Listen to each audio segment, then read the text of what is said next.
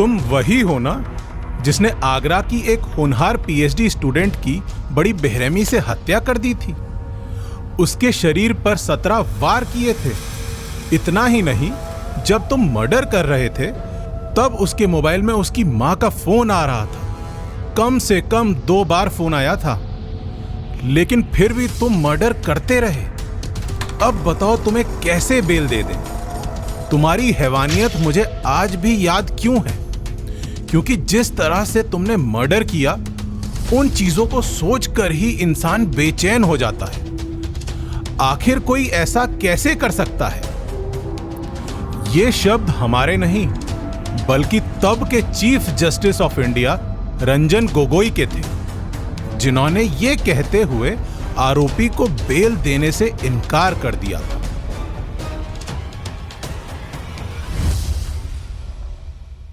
ये कहानी नेहा शर्मा की है। प्यार की नगरी आगरा में रहने वाली एक ऐसी लड़की जो पढ़ने में बहुत तेज हुआ करती थी। साथ ही साथ उसे गाड़ी चलाने का भी शौक था। इसलिए अक्सर वो कॉलेज अपने पिताजी की गाड़ी को खुद ड्राइव करके लेकर जाती थी। फिर एक दिन घर से पीएचडी की क्लास लेने के लिए नेहा कार से निकली। मां चिंता ना करना, बस ये उसकी मां को कहे हुए कुछ आखिरी शब्द थे। फिर कहानी में एक आईएएस परिवार से ताल्लुक रखने वाला लड़का आया, उदय। आखिर कहां गायब हो गई थी पीएचडी स्टूडेंट नेहा शर्मा? क्या नेहा के गायब होने के पीछे उदय का हाथ था, या फिर नेहा शर्मा का किसी ने मर्डर कर दिया था? आज के एपिसोड में हम आगरा की नेहा शर्मा के केस को रीओपन करेंगे और जानेंगे कि क्यों इस केस की वजह से आगरा शहर में भौचाल आ गया था। आगरा का खेल गांव, तारीख थी 15 मार्च 2013। शाम के 7:30 बज रहे थे। अंधेरा हो चुका था। पुलिस को एक फोन आया।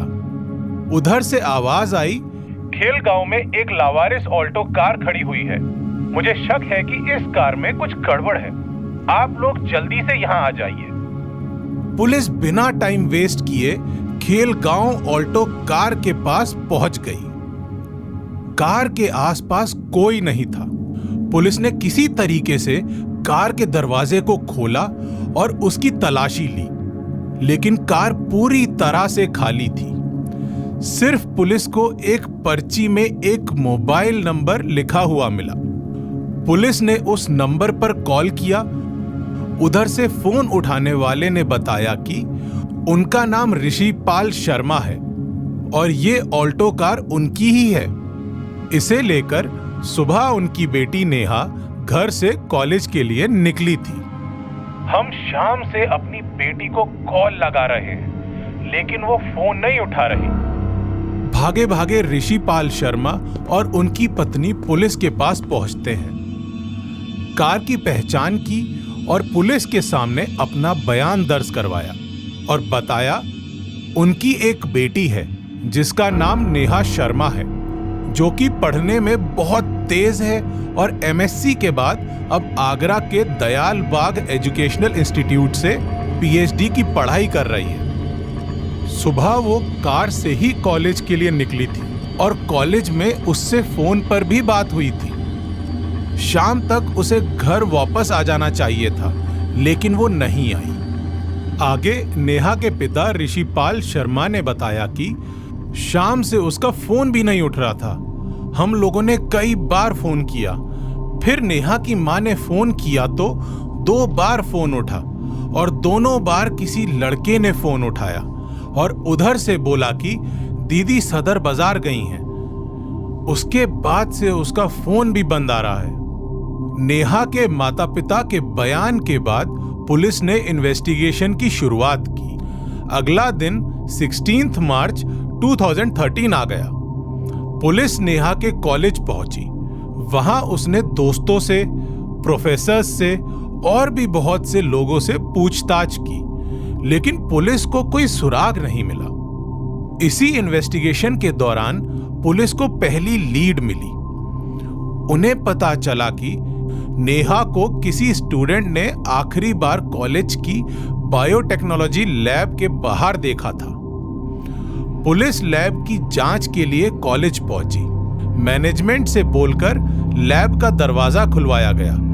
जैसे ही लैब का दरवाजा खुला और पुलिस अंदर पहुंची, उसके होश उड़ गए। वहां मौजूद सभी लोगों के माथे से पसीना निकलने लगा था। पुलिस को लैब के अंदर खून से सनी एक लाश मिली। ये लाश किसी और की नहीं बल्कि इसी कॉलेज की पीएचडी स्टूडेंट नेहा शर्मा की थी। नेहा की बॉडी बुरी तरह से जख्मी थी। उसकी बॉडी में सलवार भी नहीं था। जख्म इतने मानो किसी ने बॉडी के साथ बेरहमी से खिलवाड़ किया हो। शहर के कॉलेज की लैब में वहां की स्टूडेंट की लाश मिलना कोई मामूली खबर नहीं थी, इसलिए शहर की मीडिया वहां पहुंच चुकी थी। अगले दिन अखबारों में छप चुका था कि आगरा के दयाल बाग एजुकेशनल इंस्टीट्यूट में मिली वहीं के पीएचडी स्टूडेंट की लाश। किसने किया रेप के बाद मर्डर? अब यह मामला मर्डर का हो चुका था। पुलिस ने बॉडी को पोस्टमार्टम के लिए भेजा। मीडिया के जरिए खबर पूरे शहर ही क्या, स्टेट तक में फैल चुकी थी। आगरा शहर के अंदर स्टूडेंट यूनियन विरोध प्रदर्शन के लिए सड़कों पर उतर चुके थे।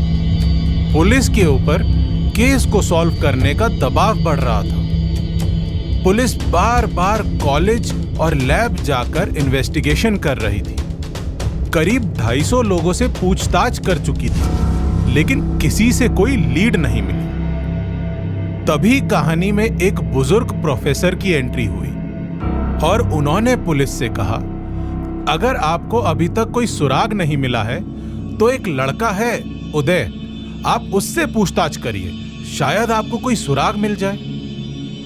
इसके बाद पुलिस ने उदय के बारे में पता किया तो उन्हें पता चला कि ये काफी हाई प्रोफाइल फैमिली से बिलोंग करता है। इसके नाना आईएएस थे और इसके परिवार में और भी लोग इन्फ्लुएंशियल पोस्ट में हैं। फिर पुलिस उदय के घर पहुंची। वहां उदय से कुछ जरूरी सवाल पूछे। उसने भी बताया कि वो नेहा को जानता था, लेकिन उससे ज्यादा उन दोनों के बीच में कुछ भी नहीं था।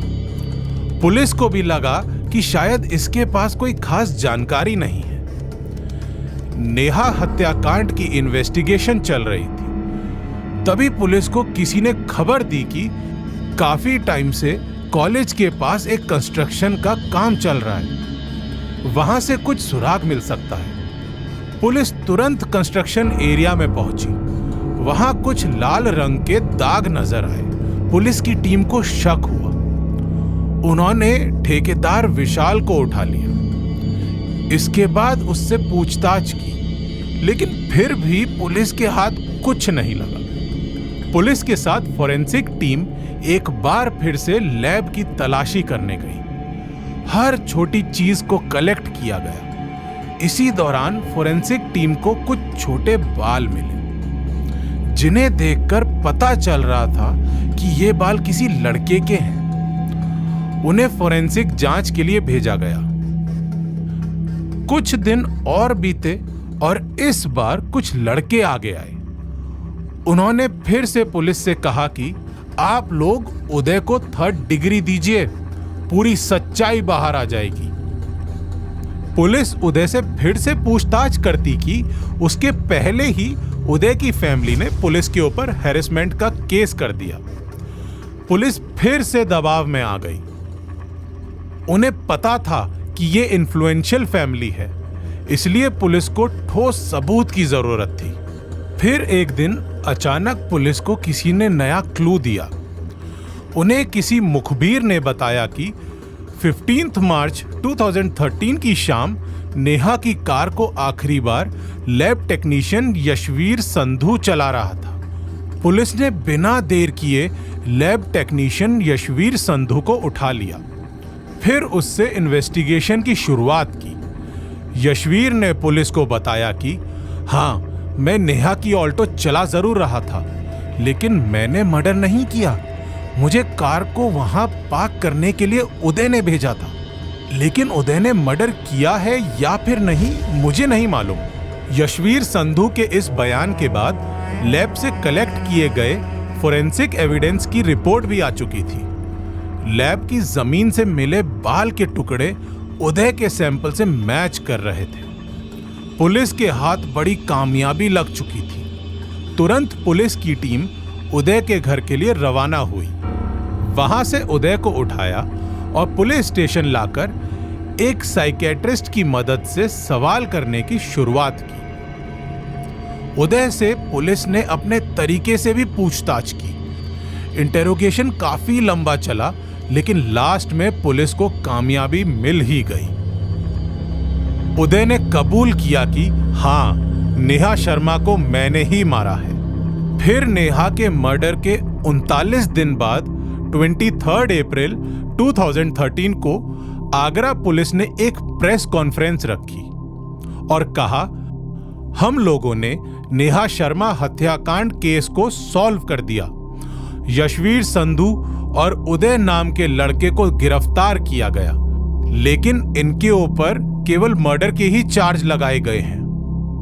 उस प्रेस कॉन्फ्रेंस के बाद नेहा के परिवार को लगा उनकी बेटी के केस की हाफ इन्वेस्टिगेशन हुई है, क्योंकि अगर रेप नहीं हुआ तो मर्डर क्यों किया गया। इसके बाद उन्होंने सीबीआई जांच की मांग की। स्टेट गवर्नमेंट ने केस को सीबीआई को ट्रांसफर कर दिया। 29 अगस्त 2013 से सीबीआई ने केस जांच शुरू की। फिर सीबीआई ने अपनी जांच में पाया था कि नेहा शर्मा को पहले क्लोरोफॉर्म सुंघाया गया, फिर रेप किया गया और उसके बाद उसका मर्डर किया गया। इसके बाद सीबीआई ने कोर्ट में अपनी चार्जशीट पेश की और कहा कि आगरा पुलिस की इन्वेस्टिगेशन हाफ बेक्ड थी। नेहा शर्मा का केस रेप एंड मर्डर का है। सीबीआई ने जो सच्चाई बताई वो ये थी, उदय बहुत पहले से नेहा को पसंद करता था, लेकिन नेहा उसे कई बार मना कर चुकी थी। उदय के अंदर नेहा को किसी भी तरह से हासिल करने का जुनून सवार हो चुका था। उदय को मालूम था कि उस दिन नेहा लैब में आएगी, इसलिए उसने पहले से ही लैब टेक्नीशियन से सेटिंग कर ली थी। जैसे ही नेहा लैब के अंदर आई, उदय ने उसे पीछे से पकड़ा और क्लोरोफॉर्म सुंघा दिया और वो बेहोश होने लगी। इसके बाद उसका रेप किया और फिर उसके ऊपर कांच से 17 वार किए। और जिस वक्त उदय नेहा को मार रहा था, उस वक्त लगातार नेहा की मां का कॉल भी आ रहा था और उदय ने 2 बार नेहा के फोन से उसकी मां से बात भी की थी और कहा था कि दीदी अभी सदर बाजार गई। हालांकि सीबीआई ने अपनी चार्जशीट में लैब टेक्नीशियन को बरी कर दिया। उसका रोल मर्डर और रेप में नहीं था। उदय को जेल में डाला गया।